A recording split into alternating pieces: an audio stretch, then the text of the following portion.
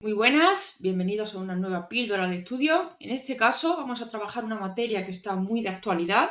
Vamos a hablar de las distintas mayorías a lo largo de la Constitución española. Hablaremos de mayoría simple, mayoría absoluta y mayoría cualificada, similitudes y diferencias entre cada una de ellas. Pasamos en primer lugar a ver la definición de cada una de ellas y pondremos algunos ejemplos para entenderlo de mejor forma. Mirar, cuando estamos hablando de mayoría simple en una determinada votación, para que se adopte algún acuerdo por mayoría simple, se exige más votos a favor que en contra de las personas que están presentes en una determinada sesión, ¿vale? Algunos ejemplos en los cuales se habla de obtener una mayoría simple, por ejemplo, el artículo 99 de la Constitución española hablamos de la elección del presidente del gobierno, ¿vale? Pues en esa elección del presidente del gobierno veremos que dependiendo de en qué votación, si es en la primera o en la segunda, vamos a hablar de una mayoría, de que se exige una mayoría distinta. Hablaremos que para que el candidato a la presidencia del gobierno sea elegido en una primera votación requiere mayoría absoluta, que trabajaremos a continuación. Que no se obtiene 48 horas después, se realizará una segunda votación y en ese caso se exige una mayoría simple, tal cual lo que tenemos dispuesto en pantalla. Son más artículos de la Constitución española, las cuales nos hablan de mayoría simple. Por ejemplo, cuando hablamos de las enmiendas a una ley por parte del Senado o cuando estamos hablando de la cuestión de confianza del presidente. Os animo a no confundir, y después vamos a incidir en ello, en la confianza que pide el candidato a la presidencia del gobierno en el artículo 99 con la cuestión de confianza que solicita el ya presidente del gobierno, ¿vale? Bueno, y la aprobación de las leyes ordinarias también exige mayoría simple de las cámaras. Citamos un ejemplo, y si por ejemplo estamos hablando de un órgano que está constituido por 50 personas, para una determinada votación se obtienen 20 votos a favor, 15 en contra y 15 abstenciones. Para que se adopte por mayoría simple, se exige más si es que no es, simplemente. Por eso en este caso, si se tienen 20 votos a favor, no se tienen en cuenta las abstenciones, con lo cual de esa forma quedaría aprobado por mayoría simple una determinada votación. Pasamos a trabajar el concepto de mayoría absoluta. También son muchos los artículos de la Constitución española y otras leyes que nos hablan del concepto de mayoría absoluta y de que se necesita conseguir esa mayoría para llegar a determinados acuerdos.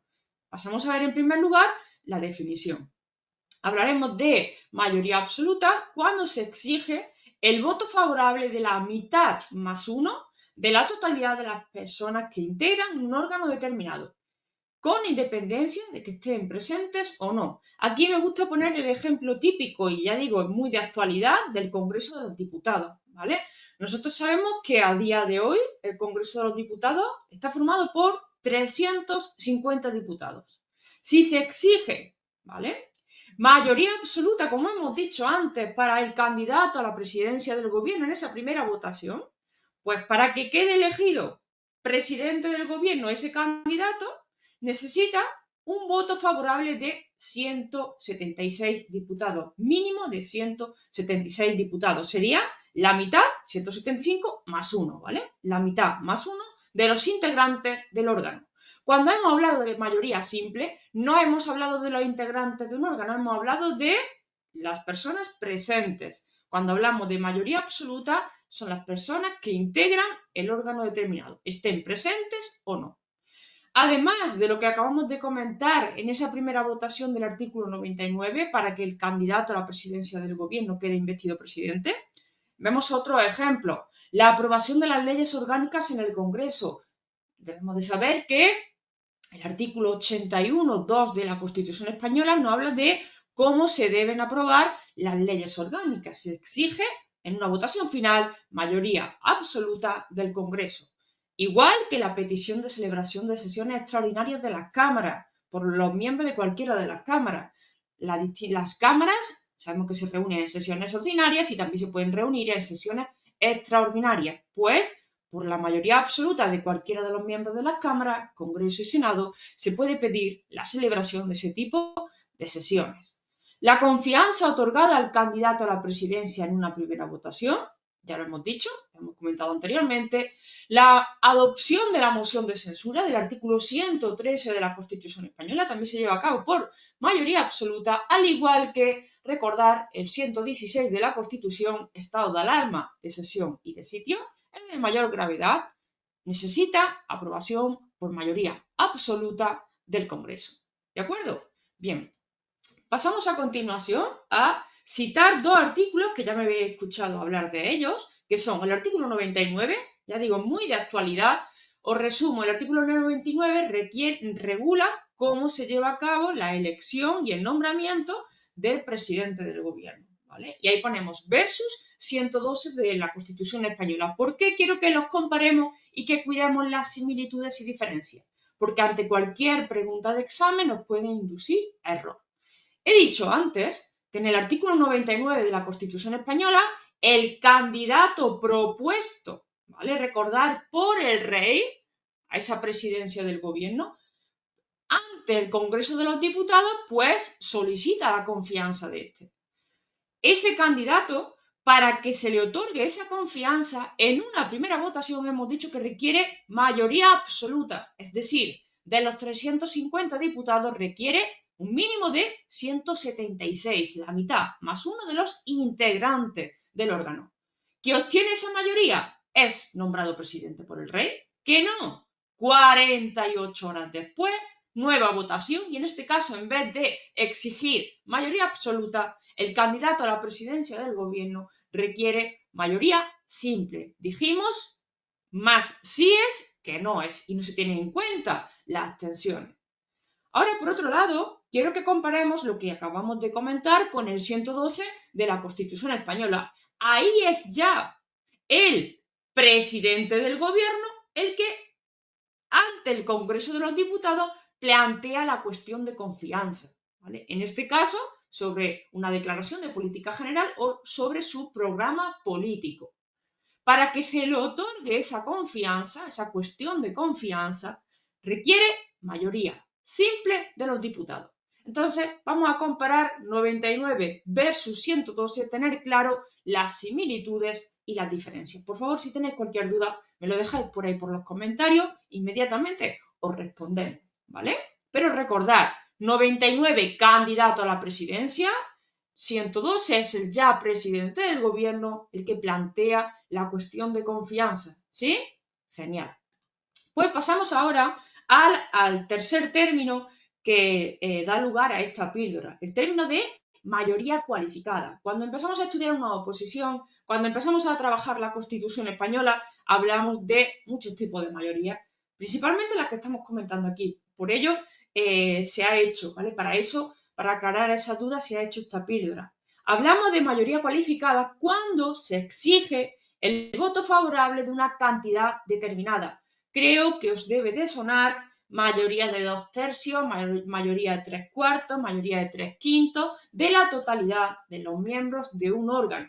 A lo largo de la Constitución española y sus leyes afines hablamos de ese tipo de mayorías. Vamos a recordarlas, por favor. E incluso a nivel europeo, a nivel de la Unión Europea, hemos ya escuchado y además tenéis otras píldoras a vuestra disposición, hablar de mayoría cualificada del Consejo, mayoría cualificada del Consejo Europeo, ¿bien?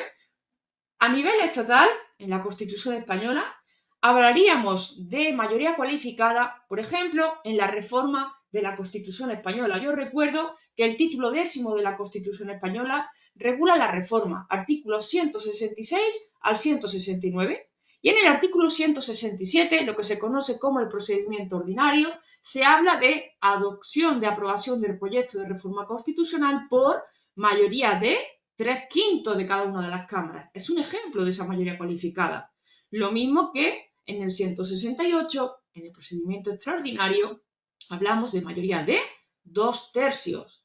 Es más, cuando estamos estudiando el título 9º de la Constitución española del Tribunal Constitucional, cuando estamos hablando de cuál es la composición de este órgano, esos 12 miembros, siempre decimos, ¿vale? Son 12 magistrados, 12 miembros nombrados por el rey. Y ahora, ¿a propuesta de quién? Pues recordar que decíamos 4 a propuesta del Congreso, 4 a propuesta del Senado En ambos casos, ¿por mayoría de cuánto? De 3/5 partes, ¿vale?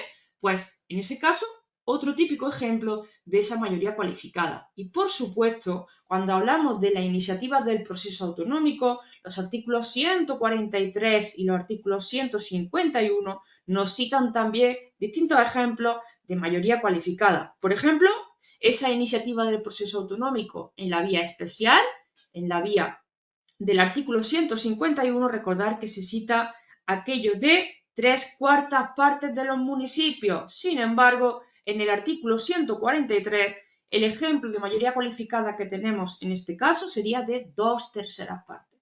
Esto nos viene bien para recordar distintos tipos de mayoría y por qué no dar un repaso general a determinados aspectos de la Constitución española. Bien, pues para poneros a prueba, dispongo una serie de preguntas para que nos las planteamos, para que recordemos, por favor, leer bien cada una de las preguntas hasta el final, ver qué nos están pidiendo, leemos todas y cada una de las respuestas y descartamos y nos quedamos con la respuesta más correcta. Conforme al 112, recordad, 112, ya sabemos que seguramente nos van a hablar de la cuestión de confianza, ¿sí? Pues, conforme al 112, el presidente del gobierno, previa deliberación del Consejo de Ministros, puede plantear ante el Congreso la cuestión de confianza. ¿Qué mayoría se necesita para que se le otorgue esa cuestión de confianza? No confundamos el artículo 99 con el artículo 112. Por eso he puesto esta pregunta aquí, porque muy seguramente os la vais a encontrar en cualquier examen oficial al que hagáis frente y es muy fácil confundirlos si no tenemos estos aspectos en cuenta, ¿vale? Para que se le otorgue en este caso esa cuestión de confianza, ¿qué decimos? ¿Mayoría simple, mayoría absoluta o esas mayorías cualificadas que vemos ahí? Recordamos que si estamos en el 112, hablaríamos de mayoría simple de los diputados, ¿sí? Por lo tanto, respuesta correcta, A. Nos vamos a la siguiente pregunta, basada en el artículo 72 de la Constitución Española, basada en las sesiones conjuntas de las cámaras. Recordamos rápidamente que las cámaras se pueden reunir de forma conjunta, de forma separada. De hecho, de forma general lo hacen de forma separada, pero para determinadas competencias, especialmente las relacionadas con el título segundo de la corona, se reúnen de forma conjunta. Y esa reunión conjunta, esa sesión conjunta, las preside el presidente del Congreso y se va a regir por un reglamento de las Cortes que es aprobado, en este caso, ¿por qué tipo de mayoría? Por mayoría absoluta de cada Cámara. Última pregunta para ponernos a prueba y nos vamos al artículo 168. Recordar procedimiento extraordinario. ¿Cuál de los siguientes derechos exigiría ser reformado por el procedimiento extraordinario?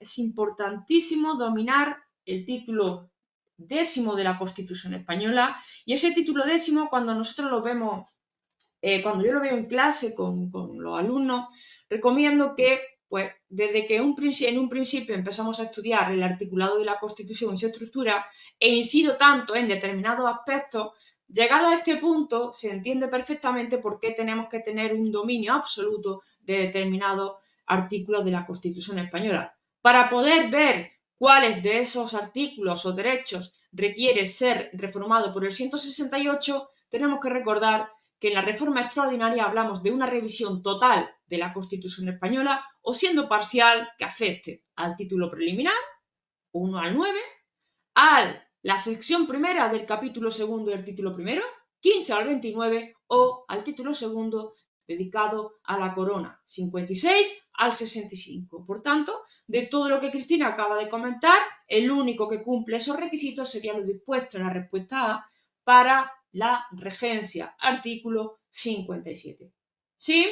Bueno, creo que se queda más o menos entendido. De todas formas, cualquier duda que tengáis, no la dejéis por comentario. Y recordar la importancia de tener en cuenta cuando la Constitución Española habla de mayoría simple, más si es que no es, mayoría absoluta, la mitad más uno de los miembros que forman un órgano, y mayoría cualificada, cuando estamos hablando de cantidades determinadas, 2/3, 3/4, 3/5, ¿de acuerdo? Bien, pues os animo a estudiarlo de esa forma y cualquier duda que tengáis nos la hacéis llegar. Muchísimas gracias y nos vemos en la siguiente.